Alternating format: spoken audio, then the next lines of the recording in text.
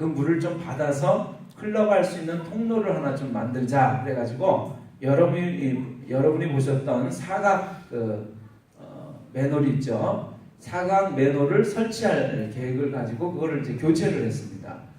그래서 원형으로 되어 있던 맨홀 뚜껑을 드러내고 사각 맨홀 뚜껑을 설치를 했어요. 거기는 틈이 많아가지고 이제 빗물이 걸로 빠져가지고 그 바닥에 있는 통으로 해서 저렇게 흘러가도록 되어 있습니다.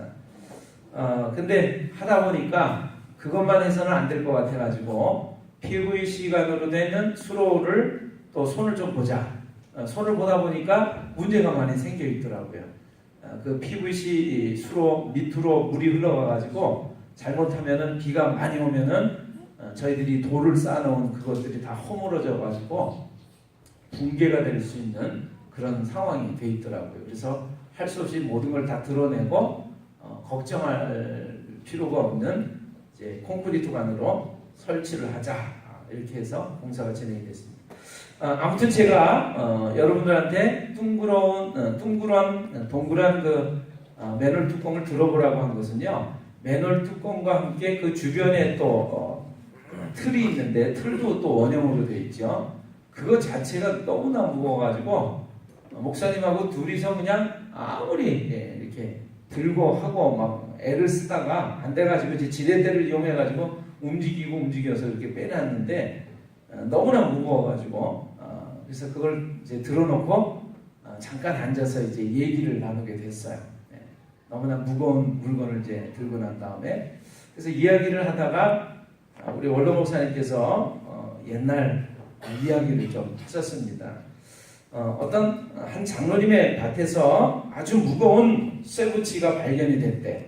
여러분들이 지금 아마 들어보신 그 원형 맨홀 뚜껑보다 훨씬 더 무거운 것 같아요. 몇 사람이 들어도 정말 움직이기조차 힘든 쇠붙이가 발견이 됐습니다. 근데 이런 쇠붙이가 무거우면 무거울수록 값이 많이 나가니까 팔면 돈이 되는 거예요. 지나가던 한 고물장수가 그 밭에 있는 쇠붙이를 보고서는 야, 저거 나중에 밤중에 와서 내가 가져다가 팔아먹어야 되겠다 그렇게 생각을 했던 것 같습니다. 그래가지고 밤중에 와가지고 그 쇠붙이를 자기의 몸에 이렇게 안전하게 이렇게 들러맬 수 있도록 끈으로 묶고 해가지고 밧줄로 묶고 해가지고 이걸 들어맸나 봐요. 그러니까 아마 이게 이제 돈이 되니까 그렇죠? 돈이면 우리가 뭐든지 하잖아요, 그렇죠?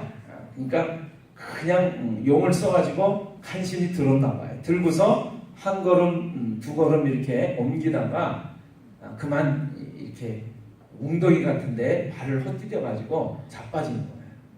근데 너무나 무거운 걸 용을 써서 들고 가다가 팍 자빠지니까 어떻게 해요? 그 쇠붙이에 탁 눌려가지고 그만 죽고 말았대요. 그 다음날 사람들이 발견한 모습은 그 무거운 쇠붙이를 용을 쓰면서 들고 가려고 하다가 엎어져서 죽은 사람의 모습을 보게 된 거예요. 그래서 원로 목사님이 그런 말씀을 하시더라고요. 그런 일이 있어서 우리가 무거운 쇠붙이 지금 맨홀 뚜껑을 들면서 그 얘기를 하시는 거예요. 그래서 우리가 하나님 말씀에 이런 말씀이 있습니다. 욕심이 잉태한즉 죄를 낳고 죄가 장성한즉 사망을 낳느니라 이런 말씀이 있어요. 그러니까 우리가 뭔가 욕심사납게 뭔가를 하려고 그러다가 보니까 어떻게 해요? 죄를 짓는 거죠. 도둑질하는 죄를 짓는 거죠. 그리고 그런 죄가 또 많아지다 보니까 어떻게 돼요? 죽는 데까지 가게 됐다 그런 것입니다. 하나님 말씀 우리에게 그런 말씀을 들려주고 계세요.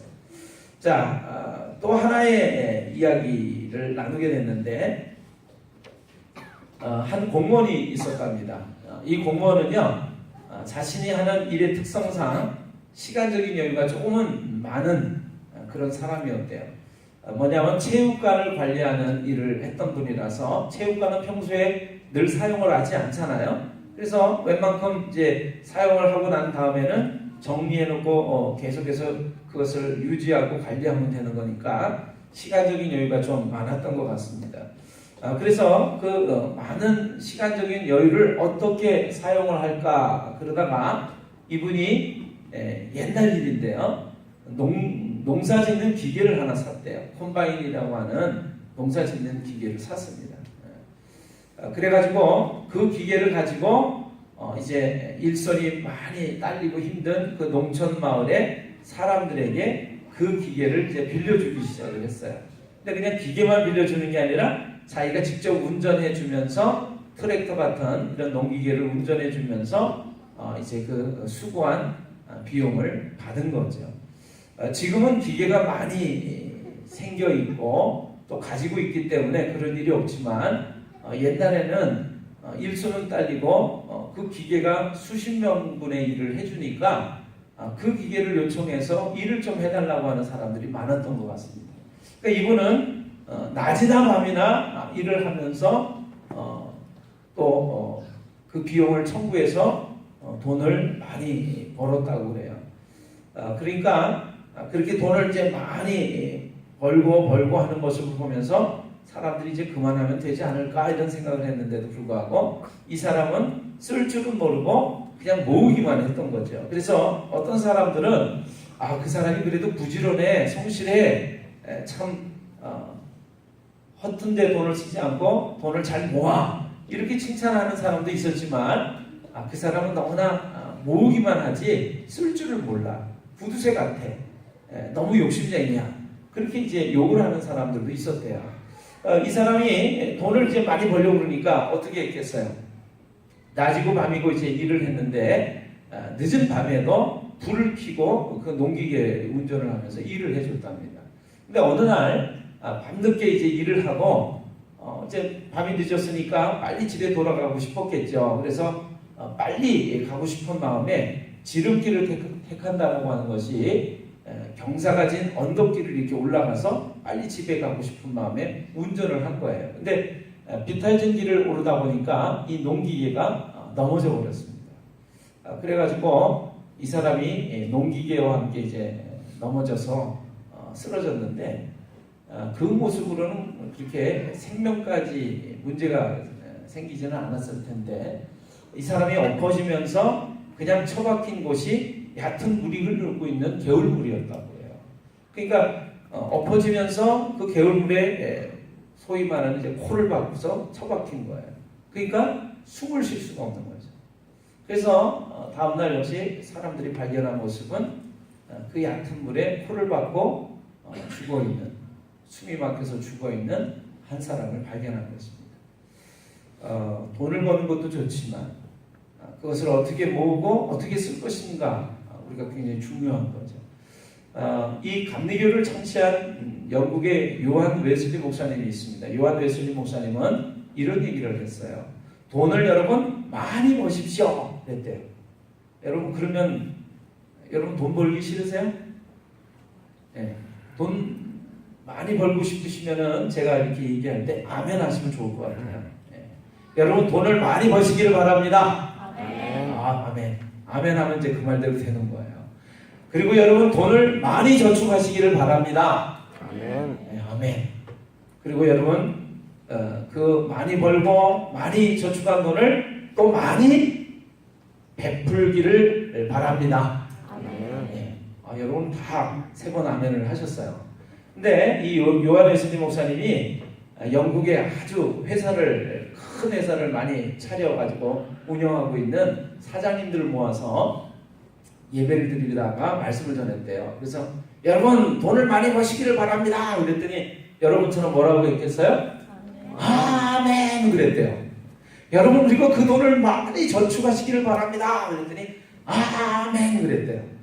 그리고 여러분 그 벌고 모은 돈을 많은 사람들을 위해서 많이 쓰시기를 바랍니다. 그랬더니 조용했대요. 네. 돈을 버는 것도 좋지만 어떻게 그것을 우리가 쓸 것인가는 더 중요합니다. 계속해서 우리 원로 목사님하고 이야기를 나누는데 이야기 세 번째 이야기였습니다.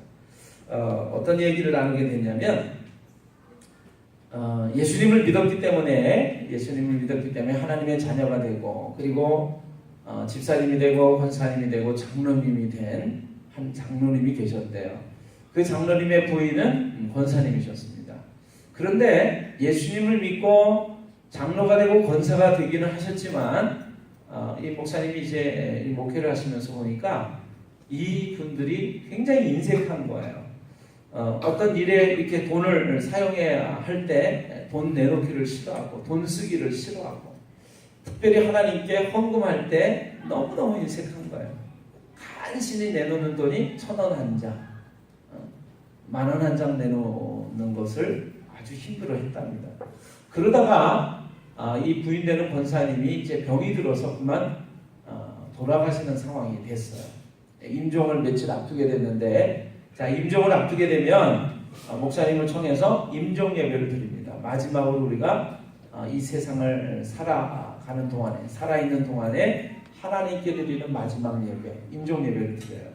그런데 그 임종 예배를 드릴 때 목사님이 그러셨대요. 우리 원로 목사님께서 그 권사님한테, 부인되는 권사님한테, 권사님이 평소에 하나님께 예배드리고 하나님의 일을 할 때 좀 인색하지 않았느냐. 그래서 이 생명이 다하기 전에, 권사님의 생명이 다하기 전에 하나님께 힘을 다해서, 정말 정성을 다해서 하나님께 예물도 드리고 그렇게 예배를 드리고 그리고 하나님께 갔으면 좋겠다, 그렇게 말씀하셨대요. 그랬더니 이 권사님이 맞아요 목사님, 제가 평소에 살아오면서 너무나 인색했어요. 목사님 말씀처럼 제가 하나님께 귀한 예물을 드리고 싶어요, 그랬다는 거예요. 그래서 목사님께서 이렇게 지켜보고 있는데, 여러분 나이가 드신 할머니들이 있는 그 몸빼바지 같은 바지 속에 주머니가 하나 있어요. 그 주머니에서 이렇게 돈 뭉치를 꺼내시더라는 거예요. 자, 돌아가시기 전, 며칠 전 마지막으로 드리는, 하나님께 드리는 예배에서, 그래서 그 주머니에서 돈 뭉치를 탁 꺼내가지고 여러분 하나님께 헌금을 하는데, 이 권사님이 10,000원짜리 한 장을 탁 꺼내가지고 탁 드렸다는 거예요. 목사님이 보니까 돈이 정말 많은 돈 뭉치를 가지고 있었는데, 거기서 달랑 10,000원짜리 한 장을 꺼내가지고 하나님께 자기가 힘껏 헌금 드렸다고 드리고, 그리고 며칠 안 돼서 돌아가셨대요. 여러분의 생애가 오늘 내일이 마지막이라면, 여러분 저는 오늘 이렇게 좀 말씀드리고 싶어요. 하나님께 우리가 드리는 찬송, 하나님께 드리는 예배, 하나님께 드리는 헌금, 예물, 이런 것들을 나의 최선을 다해서 정성을 다해서, 정말 이제 마지막이니까 그렇게 드리지 않겠습니까? 그런데 이분은 목숨이 정말 얼마 남지 않은 상황에서도 그 모은 돈에서 그거를 하나님께 내드리기가 싫어서, 힘들어서 10,000원짜리 한 장만을 달랑 내놨다라고 하는 거죠. 그러면서 우리 원로 목사님하고 제가 그 얘기를 다시 했어요. 하나님 말씀을 다시 한번 얘기를 했어요. 오늘 여러분이 갖고 계신 인쇄물을 한번 좀 봐주시기를 바랍니다.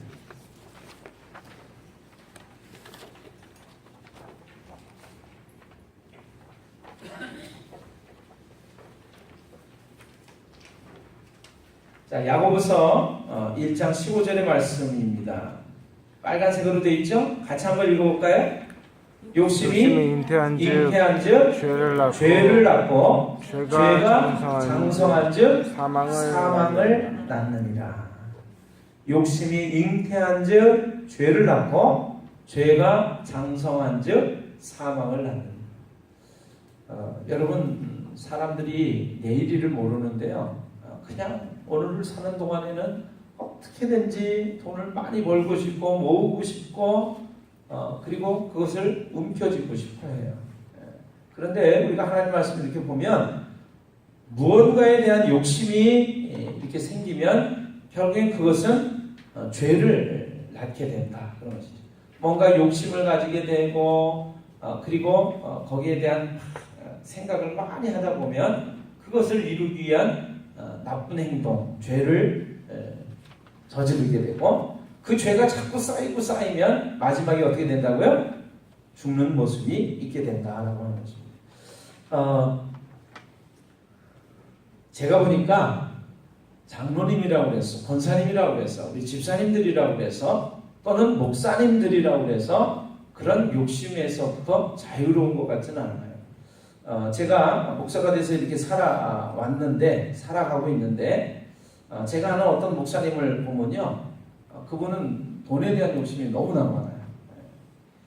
그래서 그분은 어떤 일을 하고 나면 거기에 따른 사례 또 감사의 답례를 그렇게 받기를 원하세요. 그래서 전부 어떤 일들을 할 때 돈이 목적이에요. 돈이 목적. 예를 들어서 결혼식 주례를 하고 나면 주례를 하시고 나면 그 주례를 쓴 그 답례 비용으로 받기를 원하시고 주례비를 받기를 원하시고 또 장례를 치르고 나면 장례를 한 비용으로 또 답례를 받기를 원하시고 아무튼 어떤 행사가 있을 때마다 그냥 하시는 법이 없어요. 그분의 자녀들이 아들 부부가 있는데요. 아들 부부가 둘 다 의사예요. 한 달에 5천만 원을 번대요. 여러분 의사가 다 되시기를 바랍니다. 아멘한 사람은 될지어다. 의사가 되면 돈을 그렇게 많이 버나 봐요. 근데 한 달에 5천만 원을 번대. 1년에 5천만 원 벌지 않고 한 달에 5천만 원 번대. 그래서 그 목사님 아들 부부는 이 목사님한테 한 달에 용돈을 한 400만 원인가를 드린대요. 근데 이 목사님은요, 또 큰 교회를 맡고 계셔서 1년에 한 연봉이 한 1억이 좀 넘으시는 분이에요. 자동차도 제니시스라고 하는 고급 승용차 또는 에쿠스라는 고급 승용차를 타고 다녔어요. 교회에서 그렇게 배려를 하고 있는 거죠. 그것뿐만이 아닙니다.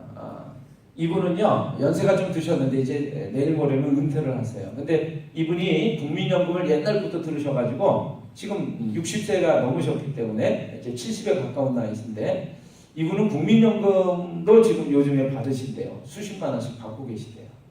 그리고 이분이 은퇴를 하시면 40년 정도 목회를 하셨기 때문에 이분한테 약 한 200만 원 정도의 연금이 또 나오게 돼 있어요. 그러니까 여러분 돈 굉장히 많죠? 근데 어느 날 제가 이렇게 재미삼아서 복권을 한 장씩 다 경품으로 드린 적이 있어요. 그 목사님도 그 복권을 받으셨어요. 그래서 제가 재미나게 진행을 하는 과정 속에서 이렇게 말씀드렸어요. 지금 복권 받으신 분들이 만약에 1등으로 당첨이 되신다면 여러분은 그 1등 당첨금을 어떻게 하시겠습니까? 그랬더니 감리사님은요, 저는 그걸 지방 교육자들에게 내놓아서 지방 교육자들이 성지순례를 가서 좋은 것들을 배우고 느끼고 돌아올 수 있도록 내놓겠습니다. 그러시더라고요. 그래서 제가 그 목사님한테 목사님은 어떻게 하시겠습니까? 그랬더니 나는 은퇴를 앞두고 있기 때문에 은퇴 후에 돈을 쓰기 위해서 절대로 내놓을 수가 없어. 그러시더라고요. 여러분 만약에 오늘 복권에 1등 당첨이 되신다면 여러분 어떻게 하시겠어요? 제가 잘 들어요. 우리 유민이, 정민이 1등 당첨금 딱 되면 20억, 50억 되면 어떻게 하겠어요? 네? 다 가진다고? 어떤 분은 그랬대요. 목사님 저는 거기서 11조를 딱 떼서 하나님께 드리고 그리고 여러 가지 필요로 하는 가난하고 힘든 사람들에게 나누어주고 그리고 제가 부모님께 드리고 제 용돈으로도 쓰고 나중에 미래를 위해서 저축해 놓겠습니다. 그랬어요. 그래서 제가 그런 분들의 이야기를 들으면서 아멘 그랬어요. 그 말대로 될지어다. 예. 여러분 1등 당첨될 때 그거 나를 위해서 이것도 쓰고 저것도 쓰고 여러분 그 동화 이야기 아시잖아요. 그렇죠? 나무꾼이 어느 날 산에 가서 나무를 하다가 도토리가 밤이 하나가 툭 떨어지잖아요. 그렇죠? 그게 착한 나무꾼은 어떻게 하죠? 이거 아버지 거, 또 하나가 툭 떨어지니까 이거 어머니 거, 이거 형님 거, 그 다음에 나중에 내 거 그러잖아요. 근데 나쁜 나무꾼은 어떻게 하죠? 뚝 떨어지니까 이거 내 거, 두 번째 떨어지니까 이것도 내 거, 세 번째 떨어지니까 이것도 내 거 그러잖아요. 여러분 하나님께서 우리에게 시간을 주셨기 때문에, 건강을 주셨기 때문에 우리의 모든 환경과 조건을 하나님께서 붙잡고 계시기 때문에 여러분 우리가 이처럼 살아가는 줄을 믿으시기를 바라요. 아멘. 그러니까 이건 다 내 거야 이렇게 생각하시면 안 돼요. 제가 며칠 전에 제 사무실로 내려갔더니 이렇게 목양일념이라고 쓴 나무 그 판이 있었어요. 그게 떨어져 있더라고요. 왜 떨어졌을까요? 얼마 전에 울산 쪽에서 5.5 정도 되는 강한 지진이 있었대요. 우리나라가 지진에 안전하다고 얘기를 했는데 더 이상 이제 우리나라가 지진에 안전한 나라가 아니라는 것을 이야기하고 있습니다. 그 지진의 여파가 우리 청주까지도 이렇게 진동이 있었대요. 제가 그걸 몰랐었는데 그 나무판으로 된 그 조각이 떨어져 있는 거예요. 그러니까 우리가 잘 모르고 있지만 끊임없는 지진이 우리 사는 환경에도 계속해서 일어나고 있는 거예요. 자, 여러분, 제가 그래서 여러분한테 나가서 저 무거운 거를 들어보시라고 한 이유가 있는 거예요. 체험을 해보는 거예요. 야, 나는 이런 무거운 거를 맨날 들면서 일하는 그런 모습 속에 있지 않고 이렇게 오늘도 예배를 드리는데 쾌적한 장소에서 하나님께 참 좋은 환경에서 예배를 드릴 수 있구나. 하나님 감사합니다. 먹을 거 걱정하지 않고 하나님 앞에서 우리가 살아갈 수 있는 것만 해도 하나님의 큰 사랑과 은혜인 줄로 믿습니다. 아멘. 어떤 교회는요, 주일날 예배 드리러 와가지고요, 자동차를 댈 데가 없어가지고 자동차를 대려고 그러면 30분, 1시간 헤매고 다녀야 돼요. 그러니까 1시간 전에 와서 자동차 댈 때 찾다가 결국에 차 댈 데가 없으면 예배 포기해 그러고 가는 그런 교회도 있대요. 오늘 여러분 조금 불편하셨지만 자동차 주차하는데 불편하지 않잖아요. 그렇죠? 얼마나 감사해요. 우리 교회는 그런 것 같아요. 에어컨이 시원하지 않아서 못 다니겠어요. 그런 분은 없을 것 같아요. 너무 추워서 못 다니겠어요. 이런 분 없이 있을 것 같아요. 자, 어쨌든 오늘 여러분한테 나눠드린 것을 좀 함께 나누기를 원합니다.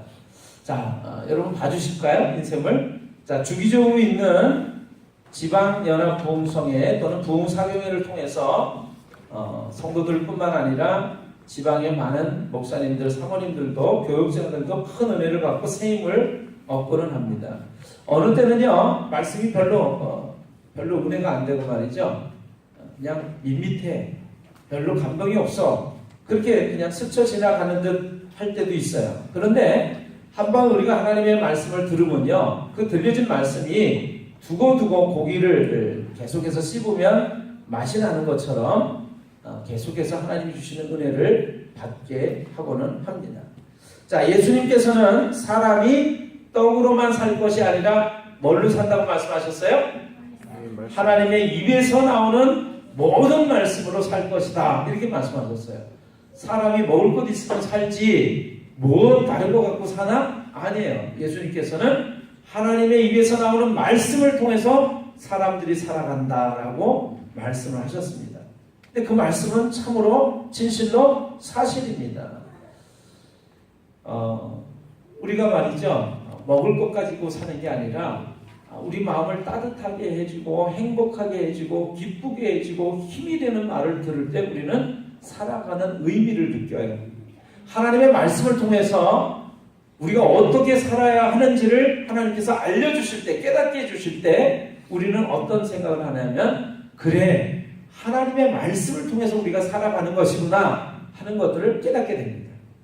맞나요? 네. 그래서 그 말씀이 사실이기 때문에 우리는 무엇보다도 하나님의 말씀을 들어야 사는 줄로 믿습니다. 하나님의 말씀을 읽어야 사는 줄로 믿습니다. 그리고 무엇보다도 하나님의 말씀을 듣고 우리가 읽을 때 그 말씀대로 행하면서 살아갈 때 진정으로 우리는 사는 줄로 믿습니다. 자, 제가 지난주에 전했던 말씀이 신앙생활의 자세라고 하는 제목으로 그렇게 들었던 말씀을 가지고 여러분에게 은혜를 나눴었어요. 여러분 기억하세요? 지난주 말씀이 어떤 내용이었는지? 헐터하지 마세요. 이렇게 말씀드렸었어요. 가라앉으십시오. 졸지 마십시오. 떨어지지 마십시오. 죽지 마십시오. 그렇게 말씀을 드렸어요. 자, 그래서 저는 어떤 것들이 실감이 나냐면 그냥 말로만 하나님 믿어야지, 하나님 이렇게 따라가야지 그런 신앙이 아니라 우리의 삶을 통해서 들려지는 말씀이 결국에 그것이 참 좋은 것이다. 빛을 발하는 법이 없다. 그런 생각을 합니다. 제가 유럽에 신앙 순례지를 가본 적이 있습니다.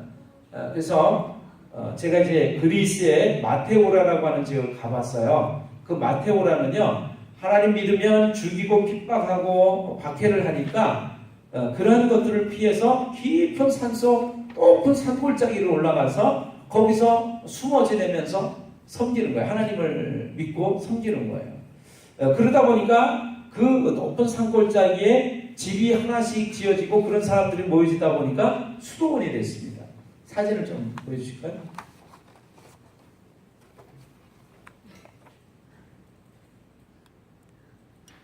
보이세요? 여러분, 저 산 위에 집이 이렇게 지어져 있어요. 근데 그 집에 예수님을 믿는, 하나님을 믿는 사람들이 모여서 수도 생활을 하는 거예요. 하나님 믿는다고 죽이고 핍박하고 박해를 하니까 그걸 피해서 깊은 산속 골짜기 다 벼랑이에요. 절벽인데 그 위에다가 집을 짓고 사는 거예요. 근데 갔더니 저 사람들이 하는 일이 뭐냐면, 저 사람들이 하는 일이 아침에 새벽 한 3시, 4시쯤 눈을 뜨잖아요. 뜨면 첫 번째 하는 거 금식. 그래서 침묵하면서 기도하는 거예요. 그러다가 성경 읽다가, 그러다가 한 2시간 정도 밖에 나가서 열심히 밭을 메고 논을 일구면서 농사를 지어요. 그리고 한 2시간 일하다가 또 들어와서 또 아침밥 잠깐 먹고 그리고 또 기도, 또 금식, 또 묵상, 성경 말씀 묵상 뭐 이런 거예요. 이게 하루 일과가 그래요. 그런데 일주일에 3, 4일은 금식이에요. 금식. 그래서 제가 밥은 언제 먹지? 그렇게 생각을 해본 적이 있어요. 근데 이 사람들이 하는 것 중에 주된 것이 기도와 하나님의 말씀 묵상인데, 또 하나가 뭐냐면 노동이에요. 노동. 일을 하는 거예요. 밭에 나가서 열심히 일하고 채소를 가꾸고 막 그래요. 그런데 우리가 생각할 때는 일하는 것은 아무런 하나님을 믿는 것과는 상관이 없을 것 같잖아요. 근데 그렇지가 않아요. 이게 일을 하다 보면요, 무념무상이 돼요. 생각이 없어요. 그냥 한 가지 일에만. 저도 잡초를 뽑아봤는데 풀을 이렇게 뽑다 보니까 하나를 뽑고 그 다음에 옆에 있는 거 뽑고 그러다 보니까 다른 생각은 하나도 안 나요. 풀 뽑는 것만 생각이 나요. 그래서 일에 우리가 열심히 일을 하다 보면 그 일을 통해서 우리의 마음이 말이죠, 땀도 흘려지고 애쓰게 되고 그러면서 마음이 점점 순수해지고 진실되어집니다. 그러니까 일을 하지 않으면 하나님께 가까이 나갈 수가 없다라고 하는 것을 우리가 좀 배워요.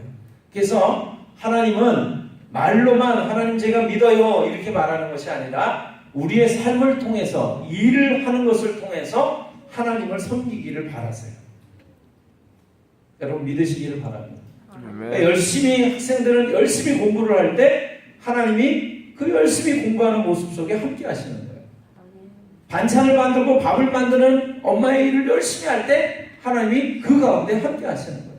밖에 나가서 아빠들이, 우리 남자들이 열심히 밖에 나가서 땀 흘리면서 일할 때 하나님은 그 가운데 함께 하시는 거예요. 그래서 이 사람들이 노동을 하면서 땀 흘려가지고 어떤 것들을 만들고 짓고 그리고 생겨나서 이제 밥을 먹게 되잖아요. 그럼 그 밥 한 끼를 먹으면서 참 소중하다는 것을 깨닫습니다. 그리고 하나님께 감사하게 되고 마음이 낮아져요. 밥 한 끼를 주시는 하나님 감사합니다. 이렇게 고백하게 됩니다. 오늘 여러분과 제가 다 그렇게 되시기를 주님의 이름으로 축원합니다. 자, 그래서 하나님의 말씀이 생각이 나는데, 네가 네 얼굴에 땀이 흘러야 식물을 먹을 것이다, 밥을 먹게 될 것이다 라고 하나님께서 맨 최초의 사람인 아담에게 말씀하셨던 것이 그래서 생각이 납니다. 우리의 얼굴에 땀이 흘러야 식물을 먹게 된다라고 하는 것이 하나님이 우리에게 허락하신 모습이라고 하는 거예요. 그러니까 여러분 땀 흘려야 아름답게 되는 줄을 믿으시기를 바라요. 제가 원래 얼굴이 이렇게 시커멓지 않은데요. 햇볕에 이렇게 나가서 막 일도 하고 그러다 보니까 얼굴이 시커매졌어요.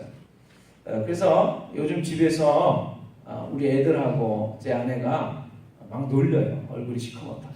팔도 시커멓다고 놀려요. 그런데 성경에 아가서라고 하는 성경에 보면 이런 말씀이 있습니다. 내가 햇볕에 쬐어서 얼굴이 거무스름 할지라도 나를 흘겨보지 말 것은, 흉보지 말 것은, 그런 말씀이 있어요. 여러분, 우리가 밖에 나가서 막 일을 하면 햇볕에 얼굴이 타요. 근데 얼굴이 새까맣게 탔다라고 하는 것은 어떻게 해요? 열심히 일했다는 거예요. 땀을 흘렸다는 거예요. 하나님은 그런 사람의 얼굴을 칭찬하시는 줄로 믿습니다. 그러니까 너무 하얗게 하지 마세요. 열심히 일하고 땀 흘리시기를 바라요. 자, 마지막 말씀을 드립니다. 여러분 오늘 가지고 계신 누가복음 12장 15절로부터의 말씀이 있습니다. 자, 같이 한번 읽어볼까요? 그들에게 이르시되 삼가 모든 탐심을 물리쳐라. 사람의 생명이 그 소유에 넉넉한 데 있지 아니하니라 하시고 또 비유로 그들에게 말하여 이르시되 한 부자가 그 밭에 소출이 풍성하매 심중에 생각하여 이르되 내가 곡식 쌓아둘 곳이 없으니 어찌할까 하고 또 이르되 내가 이렇게 하리라. 내 곡간을 헐고 더 크게 짓고 내 모든 곡식과 물건을 거기 쌓아두리라. 또 내가 내 영혼에게 이르되 영혼아 여러 해 쓸 물건을 많이 쌓아두었으니 평안히 쉬고 먹고 마시고 즐거워하자 하리라 하되 하나님은 이르시되 어리석은 자여 오늘 밤에 내 영혼을 도로 찾으리니 그러면 네 준비한 것이 누구의 것이 되겠느냐 하셨으니 자기를 위하여 재물을 쌓아두고 하나님께 대하여 부유하지 못한 자가 이와 같으니라. 아멘. 여러분 저는 여러분들이 많이 돈을 버시기를 바라요. 땀이 흘려서 얼굴이 거뭇게 될 정도로 애쓰시기를 바랍니다. 그리고 많이 모아놓으시기를 바라요. 저축하시기를 바라요. 그냥 당장 써버려가지고 내일 어떻게 사용할 곳이 없는 사람들이 되기를 바라지 않습니다. 하나님도 말씀 가운데 개미에 대해서 칭찬하세요. 그 부지런한 것에 대해서 저축하는 것에 대해서 칭찬하는 것입니다. 그러니까 우리가 그렇게 살아야 될 줄로 믿습니다. 그런데 하나님께서 마지막으로 말씀하시는 것이 있어요. 자기를 위해서 쌓아놓기만 하면 그것이 나중에 아무런 소용이 없게 되는 것들을 경험하게 된다고 하는 것이죠. 그래서 여러분 이야기를 제가 소개해드리면서 오늘 말씀을 마칠까 싶어요. 어느 호스피스 간호사가 이런 이야기를 전했습니다. 자신이 처음 도와준 환자는 중년 부인이었는데 그 부인은 젊은 시절부터 세계 일주를 하는 것이 꿈이었다고 해요. 그래서 남편이 벌어다주는 적은 월급 중에서 일부를 저축을 하기 시작을 했습니다.